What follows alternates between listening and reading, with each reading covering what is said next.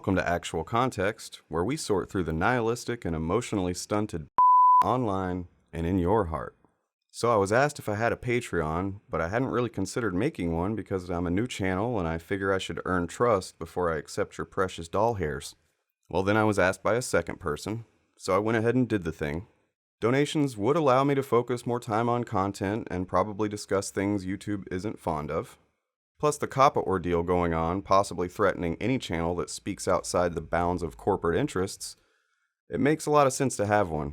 So the link's in the description, and there are 3 monthly tiers, $3, $6, and $12. Any amount is genuinely appreciated, and I'm truly humbled by the response to my content so far. This is a very exciting and thus far personally fulfilling endeavor, and it wouldn't be possible without those of you who allow me to bend your ear. But if you have the luxury of donating anything, I'd like to point you toward Jaleesa. Jaleesa is in desperate need of cavity fillings, but with her severe Tourette's syndrome, she needs anesthesia to prevent dangerous tics during the procedure. She's less than $1,000 from what she needs. So if you can, let's help Jaleesa get the care she needs so she can stop suffering. Tooth pain is the absolute worst pain. Her link is also in the description. But if you have to choose one or the other, please choose Jaleesa. There's a better than average chance that this video gets falsely mass flagged and maybe even taken down. In it, I exercise free speech in regards to what I see as the major dividing quality between progressives and conservatives. My channel has already drawn the attention of bigoted trolls and alt-right fascies, but this video will touch upon several figures on the right whose cult-like followings are known to engage in free speech suppression tactics, while claiming to be defenders of the First Amendment when it comes to saying N-words and targeting transgender people in strategic dead-naming or misgendering harassment campaigns. In other words, if my channel disappears, that's the reason why, and you can find me on Twitter for whatever step comes next. That said, I'm a small channel, and every like, comment, share, and subscription will help me rise above the muck in which hypocritical trolls wallow. Friends, sacred viewers, comrades, my compatriots, fellow sufferers of American capitalism and deadly divisive political chaos, I've got great news. You can throw out whatever political alignment chart you base your understandings on, empty your propagandized minds of the predetermined societal lenses you mistakenly believe that you have chosen. Because I'm here to burn it all in a cleansing fire, dance naked around the red-blue pyre, reducing it to ash, so that we may build a better view of the political landscape. I mean, ash is better than pure excrement, right? Or is that just me? But I've solved it. After a couple of years as a fly on the wall in various subreddits, Chans both 4 and 8, in comment sections studying the arguments of government, the parties, and how radically the US has changed into a volatile cesspool of fever dream conspiracy theory and partisan histrionics, I've discovered the single most important distinction that has always existed within us, but only became apparent in this digitally interconnected techno-dystopian here and now. I think by the end of this video, you'll have a much more actionable and healthy grasp of what would cause such extreme disparity between Americans, between neighbors, and family. The very nexus of a populace that would allow Donald Trump to be elected, to be defended despite obvious crimes and abuse of power, the motivating factor behind joyously propagandizing barbaric treatment of transgender people, immigrants, women, and generally anyone unaligned with their specifically fashy notions. What in God's holy name are you blathering about? So what am I blathering about? What could possibly break the paradigm of every perceived spectrum of socio-political trappings? The hidden yet immeasurably vital aspect of humanity that drives beings of the same species to such polar extremes as fascists whose end goal is authoritarian oppression at best, and socialists who seek to create the societal structure that would allow for the opportunity and freedom inked in our founding documents.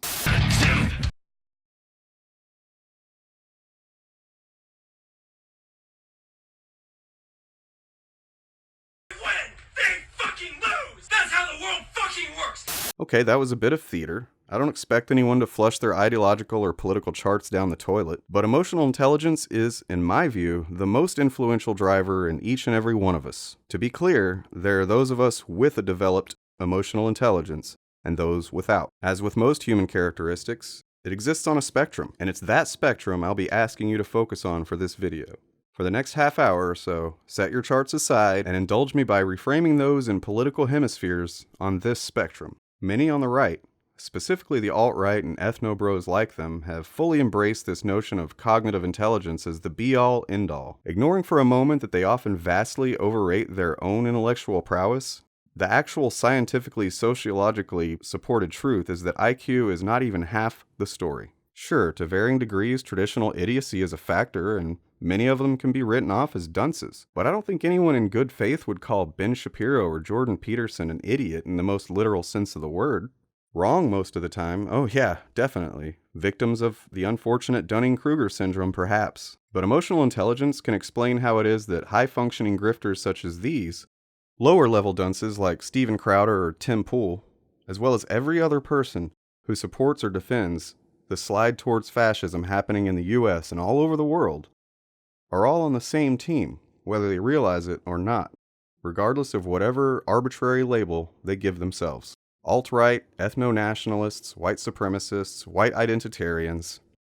I just like to call them Nazis for fun, because they hate being called something that they don't identify as. Got him! But they all simply lack emotional intelligence, to some degree or another. Incels, MGTOWs, confidence men, Fox News anchors, your Rubins, Milos, Joneses, Watsons, Hannitys, and Sargons, and Stefans, and Tuckers, and Trumps are all emotional D students at best. That's it. Not an insult, though an emotionally undeveloped person would surely take it that way and react with either mockery or rage, because as I'll say a few times here, most on the right, from center to extreme, are not comfortable and maybe even not capable of expressing emotion outside of humor and anger. This is how they respond to virtually everything. When emotional intelligence first entered the lexicon in 1995, it was the missing link in a peculiar finding. People with average IQs outperform those with the highest IQs 70% of the time. This anomaly threw a wrench into what many people had always assumed was the sole source of success, IQ. Decades of research now point to emotional intelligence as the critical factor that sets star performers apart from the rest of the pack. This can be applied across any field of social exchange, from interpersonal relationships to politics. The 2014 Cambridge study, Differences in Negativity Bias Underlie Variations in Political Ideology, is linked closely to this theory. So if you want more context after the video, I recommend reading the findings therein, link in description.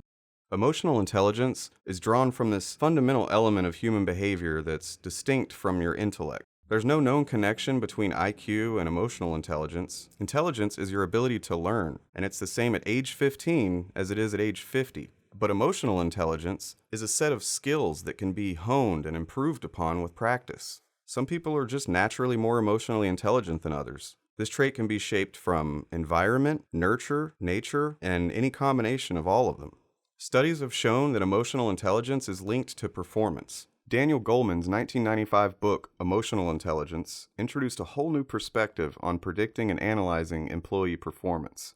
This can be and has been extrapolated into performance in all levels of society. The author, who is one of the world's leading EQ academics, suggested that there's far more to being successful than high volumes of cognitive intelligence. Goleman has said that emotional intelligence is twice as important as cognitive intelligence for predicting career success, and believe that there's currently far too much emphasis on traditional predictors of employee performance. A high level of emotional intelligence improves relationships, helps develop problem-solving skills, increases efficiency and effectiveness, and can catalyze the development of new strategies.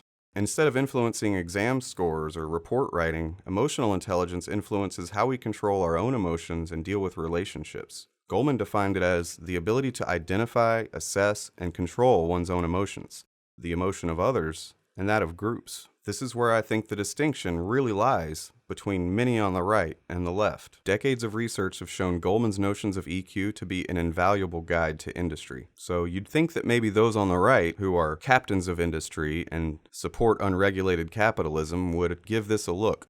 Goleman developed a performance-based model of EQ to assess employee levels of emotional intelligence, as well as to identify areas of improvement. The model consists of 5 components. I'm going to go into those now and give you some examples of those on the right who I believe just lack these. Self-awareness. People with high levels of emotional intelligence are comfortable with their own thoughts and emotions and understand how they impact others. By understanding and accepting the way you feel, you're able to take the first step to overcoming it. mastering it, and creating a symbiotic dynamic between logic and emotion. I like science. The less self-aware we are, the more we project our own fears and insecurity onto others. On the far right, this ability is clearly unrefined in most of their rhetorical mouthpieces. They recite baseless claims as if they're a fact, and at the same time say things like, facts don't care about your feelings. Milo Yiannopoulos recently ranted to Jordan Peterson about how the left are all emotionally stunted toddlers who can't have their way, so they want to force others to suffer too. Conveniently, Milo also recently released a clip that outed Richard Spencer for all to hear as racist temper tantrum. Milo, whose entire life and livelihood has deteriorated since his own naughty audio, saw a chance to do precisely what he described to Peterson in regards to the left, and he took it.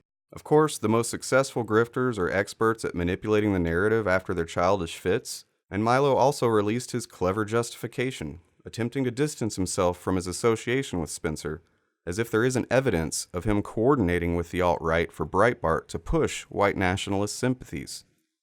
There is evidence. The right's penchant for psychological projection and hypocrisy is unmatched by any other self-identifying group. How many anti-gay lawmakers, religious figures, etc. have been discovered to have engaged in gay acts? How many family values conservatives have paid for their mistress to have an abortion or simply cheated on their wives and married their side piece? Or we can look at Jim Jordan, who's been in the news a lot, who can be seen yelling at clouds about conspiracy theories only Hannity can comprehend because he made them up, while sane people looking on wonder, how did this baboon get into office? Jim Jordan rants about integrity while ignoring accusations that he took part in covering for and laughing about a serial child molester when he was a college wrestling coach. Jordan Peterson kermits about postmodern neo-Marxism and the cultural abandonment of fundamental truths. But his dubious and subjective definitions and his poor understandings of gender science and sociology are archaic and founded in his own delusions of Christian grandeur. The entire Trump impeachment defense boils down to a baseless, conspiracy-laden, nuh-uh, the people who said Trump did crimes are the ones who did the crimes. Meanwhile, sewer of cows Devin Nunes has been calling the impeachment inquiry a partisan sham to cover up Democrat crimes.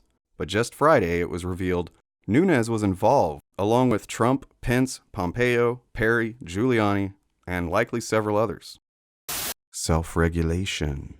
It's also important to be able to control and manage your impulses and emotions. Acting rashly or without caution can lead to mistakes being made that can damage relationships with friends, lovers, siblings, spouses, parents, clients, and colleagues. When we don't practice mindfulness and regulation of our emotions, they often come out in one of two ways later on: self-destruction or in the destruction of others. Once again, we can thank Milo for giving us a good example of the far right's inability to self-regulate their emotion. Looking at his recent breakup with Richard Spencer, we can apply a lack of self-regulation to it, and probably much of the nonsense Milo has ever said.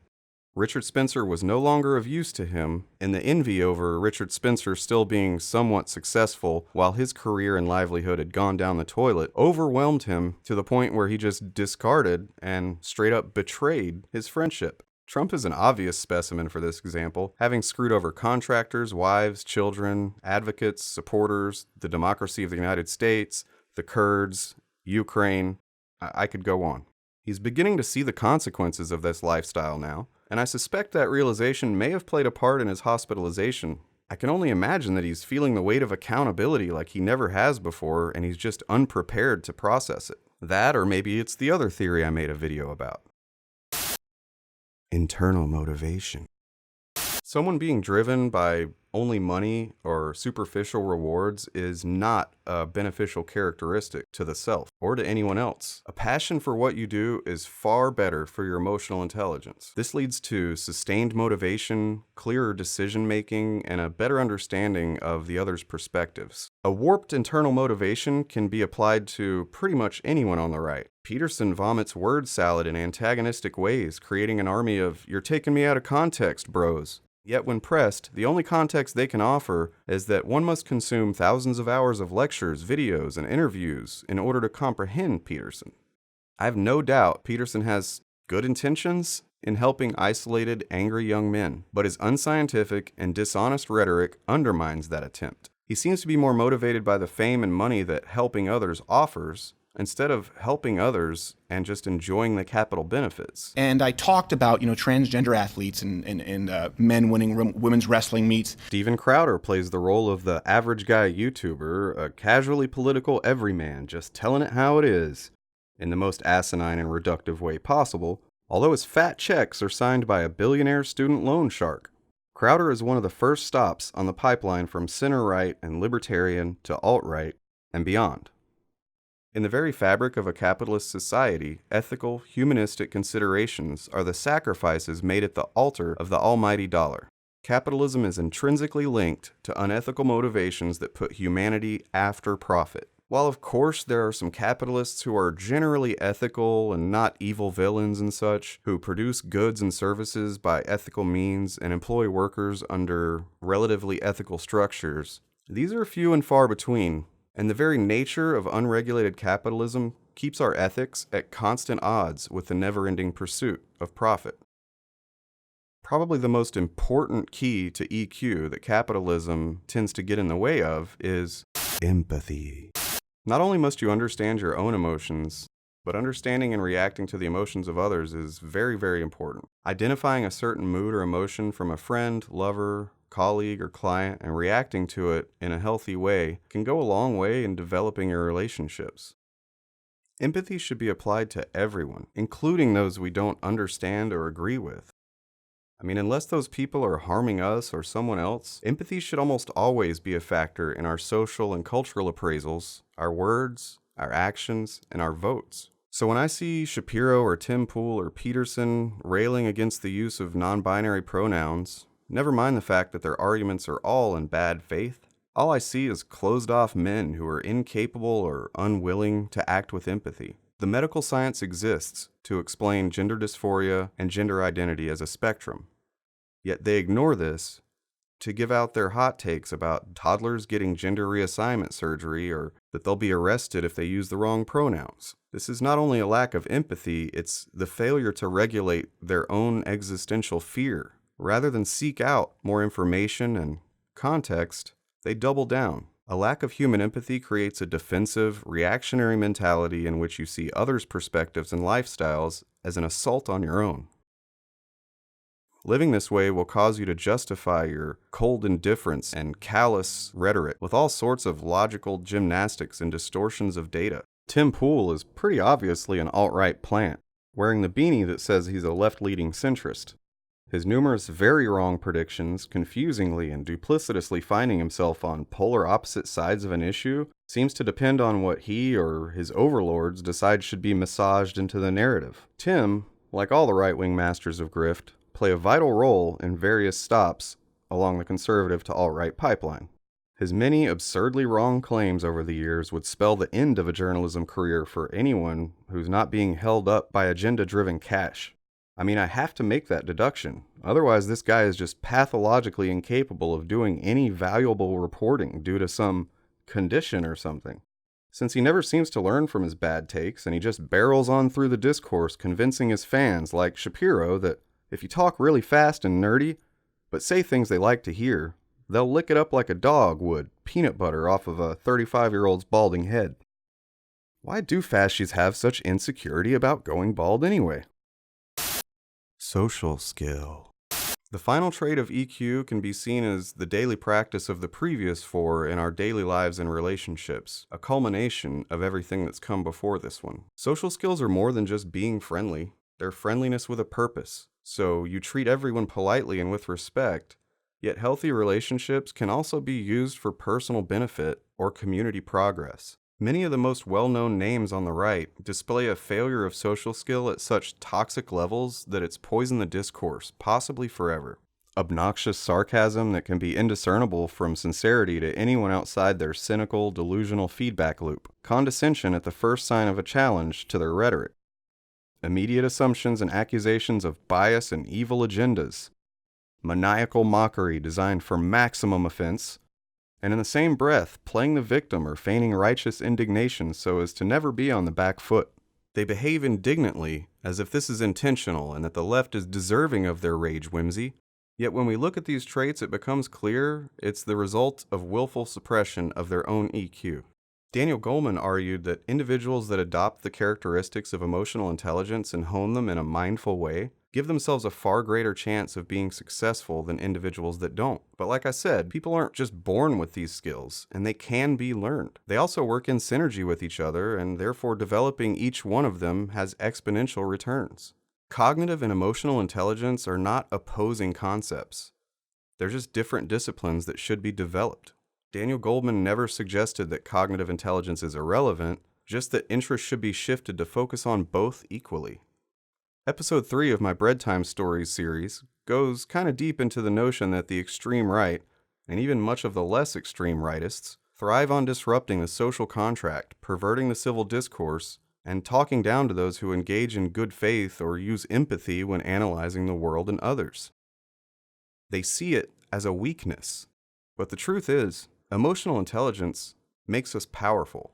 So they devalue EQ, prop up the false dichotomy of IQ being the sole standard for successful human behavior, because they're either unwilling or unable to mold these skills within themselves. In my opinion, they're cowards. They're afraid of the future, afraid of progress, afraid of the other. But most crucially, they're afraid of themselves and their feelings. There's a tiny voice inside them, if I'm being charitable, that screams out, "Hey man, that's kind of not cool. Maybe you shouldn't say that. Maybe that might be harmful to a whole group of people. Maybe you should learn a little something more before you go speaking on it on your extremely popular YouTube channels and such." But they lack the fortitude to address it and correct it. In the case of grifters, such as the ones I mentioned, the motive to dismiss this little voice is capital, pure and simple. Dave Rubin is paid good money by the right to pretend to be in the center so that he can normalize a lack of EQ and intellectual dishonesty. Peterson shot to fame on a lie, an omission of context, so he has every motivation in his mind to continue this and double down. Look, I genuinely hope Jordan is recovering from his addiction issues, and I mean the man no harm or ridicule here.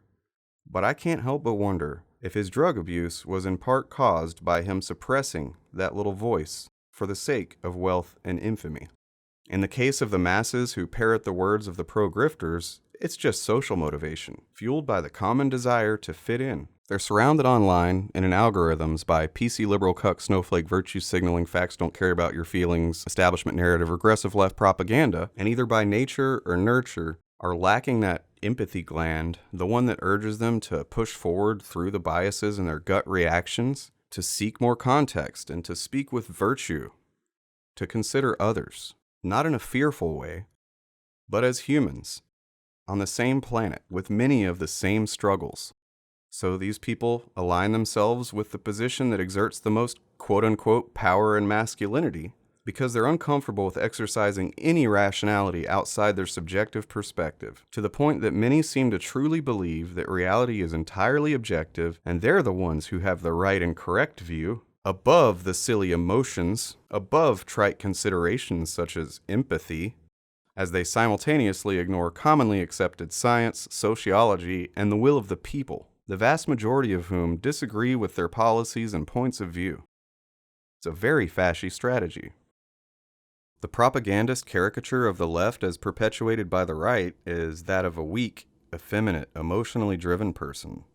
When in reality, most of us are rational and making the best choices that we can much of the time, and like anyone, subject to impulsive emotions and errors in judgment. This is literally the most human characteristic, and any reasonable person should recognize their errors and try to respond to their emotions better. Some are better than this at others, and we're all on our own roads. But the further right you look, the more they seem fundamentally incapable of self-reflection. Indeed, they often double down on irrational patterns of behavior and positions, seemingly just to save face and not appear weak. This techno-dystopian world of digital connectedness exposes us all to new ideas and perspectives every day, and we all have nuanced, individual emotional reactions to them. But many on the right react to this in the most unhealthy, antisocial ways, ranging from casual dismissal of the suffering of refugees or the poor, to harassing strangers online, to using an AR-15 to shoot random brown people. When something frightens them on an existential level, they don't process that fear via reason and subjective accountability. When confronted by things they don't understand or appear to challenge their worldview, rather than gain context and a better understanding, they tend to use comedy and anger as crutches, which is why you see so many laugh reactions on news articles about dead migrants or American journalists arrested for reporting on humanitarian crisis at the southern border. By not reflecting on that initial emotional response, they suppress it. They shove it deep down, pretend it doesn't exist. They create a wall around it. Like they like to create a wall around anything they don't like. But emotionally mature people know this usually leads to undesirable, antisocial, and sometimes violent behavior down the road. Political tribalism, but in particular conservative politics, discourage emotional expression, to the point of creating an atmosphere of faux stoicism within their ranks, so as not to look like some emotional woman on her period or whatever. Similarly, Christian dogma, which is intertwined with conservative politics, also causes followers to seek answers in Christ or the Bible or God or any other way except understanding their feelings. Rather than applying reason and accountability to their emotions, they'll fall back on a Bible verse or simply point the finger at the other, whether it's liberals, leftists, women, LGBTQ, African Americans, Hispanics, and so on. Whenever they rage or ridicule someone with a rational take that disagrees with them, because like I said, those are the only two emotions they know how to express, it's a desperate attempt to avoid emotional accountability and confront their own biased and insecure feelings. So the right has a persecution complex, despite being vastly populated by white men. The absurdity of this idea presents itself in extreme ways, like the fanfic of The Great Replacement. A great example of the farce in right-wing politics is their uncanny inability to understand the concept of white privilege. Whitey-righties will incessantly claim that the left blames white men for all atrocities in history. Not only is this devoid of actual context, it displays a malignant failure of regulating their emotions before applying logic. It's just historically factual that in America and most of the world, white men have called the shots. The idea of recognizing your privilege is not about shaming yourself personally or self-flagellating as a black trans immigrant and a lesbian feminist Marxist film it for all to see. It is simply to acknowledge that there are others who have been under the proverbial and sometimes literal boot of Caucasian men, and that we can learn from it and make changes that benefit everyone. They believe by recognizing privilege that somehow they must suffer or pay for the sins of the slavers and historical misogynists. That by allowing equal representation in government, art, or just in society, it'll undermine their importance or even subjugate them. They think this because they think everyone would do the same thing that they do if given power and representation. They simply cannot fathom a world in which empathy and humanity are among the priorities of government, culture, society, industry. They would much rather toss a hand grenade like Donald Trump into the White House and destroy democracy than accept that perhaps, just maybe, their archaic and regressive agendas could be improved upon and reduce suffering overall. Look, by no means am I claiming to be perfect or that all leftists are masters of their emotions all the time. My point is to say that based on my understanding of emotional states and psychology, and my studies of fascists both old school and neo, this is the single most discernible, relevant factor in understanding the types of people who not only want to devalue and limit the freedom of others, but often seem to take sadistic joy in it. They revel in tactics like mass flagging YouTubers who say things they don't like, harassing leftists on Twitter, then whining that their free speech is being violated when they face consequences that apply in every other arena of public life. There are several very common attributes on the right that I think can be explained by lack of emotional intelligence. Like the right has become infatuated with the idea of, quote, debate, and push anyone who disagrees with them to debate them so they can destroy them with facts and logic. However, in the vast majority of these debates from guys like Lil Ben and Steven Crowder's infamous Change My Mind meme, the point of the right is not to exchange ideas, which is what a debate is. It's to use blunt force rhetoric, sometimes not even blunt force, sometimes it's actually very clever, to dominate the conversation in bad faith, manipulate or devalue relevant context, and generally make superficially powerful points that their side will agree with and cheer for. The goal of those on the right, who debate lots of people very often, or mass debaters if I may be so bold, is to activate the confirmation bias of their own side and create an astounding victory that emboldens them, inflates them with confidence on the hollow arguments, and send them out into the world as good little bad faith foot soldiers. When you look at Lil Ben's 11 rules for debating a leftist, he uses terms of violence so often that you could remove a few lines here and there and not have any idea that he's talking about a civil conversation, because they aren't interested in it. They aren't capable of regulating their emotions caused by counterpoints or arguments that are framed with humanistic context and empathy. This is why the left's arguments must be destroyed by facts and logic. Their lack of self-awareness makes it crucial for them to speak fast, spin straw men, bombard with bad faith talking points, and with capitalism and tribalism as their internal motivation, aggressive rhetoric shaped by violent imagery that is antithetical to the very concept of civil discourse and the spirit of debate.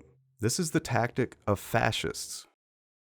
Appealing to their audience's lack of emotional intelligence, feeding into it, in fact, and creating a feedback loop that incubates division and palpable hatred toward those engaging in good faith, those who seek progress as opposed to tribalism. As I was working on this video, the one thought that kept coming to mind: if those who subscribe to the facts over feelings philosophy have no gauge of their own emotions and no practice at processing emotion in a healthy way, it could explain the funhouse mirror we see the other side in. The left are emotional babies wanting to be coddled and incapable of rationally comprehending reality, while the right are unfeeling monsters who take joy in creating misery for others. The thing is, though, objectively speaking, the right's caricature of the left is just a straw man, and it's meant to devalue and suppress empathy. But the caricature of the right, when you look at it with the appropriate context, is frighteningly accurate.